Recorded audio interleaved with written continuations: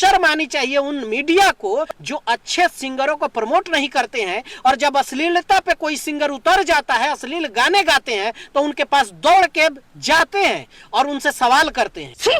अरे शर्म आनी चाहिए। जब आप अश्लील गाने को आप सपोर्ट करते हैं, अश्लील गाने को, अभी कुछ लोग खेसारी के ऊपर, एक बेटी के ऊपर गाना गाया है, लेकिन उस गाने को कितने लोग दिखा रहे हैं ना। क्यों दिखा रहे हो? अगर नहीं दिखाता तो कोई जानता। वो झांट भर का सिंगर है जिसकी औकात 2 रुपए की है, लेकिन टारगेट किसको किया? खेसारी लाल यादव। खेसारी लाल यादव की बेटी के ऊपर गाना गाया, और उसको बहुत सारे लोग जो यूट्यूबर्स हैं, मीडिया वाले हैं, उसको दिखा रहे हैं।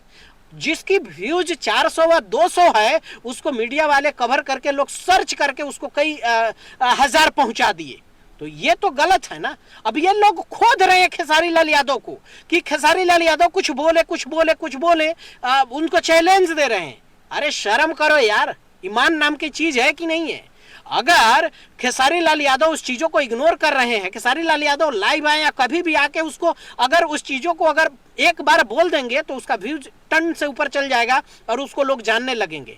आज इसी तरह से वो गाया है, कोई अगर उसको नहीं पूछता तो कल के डेट में वो नहीं गाता। बात तो सही है। तो इस तरह से मीडिया की अहम भूमिका है, चाहे राजनीति में ले, चाहे भोजपुरी अश्लीलता में ले, मीडिया बहुत बड़ा योगदान है बढ़ावा देने में, और ये बढ़ा रही है, मीडिया जो है बढ़ा रही है।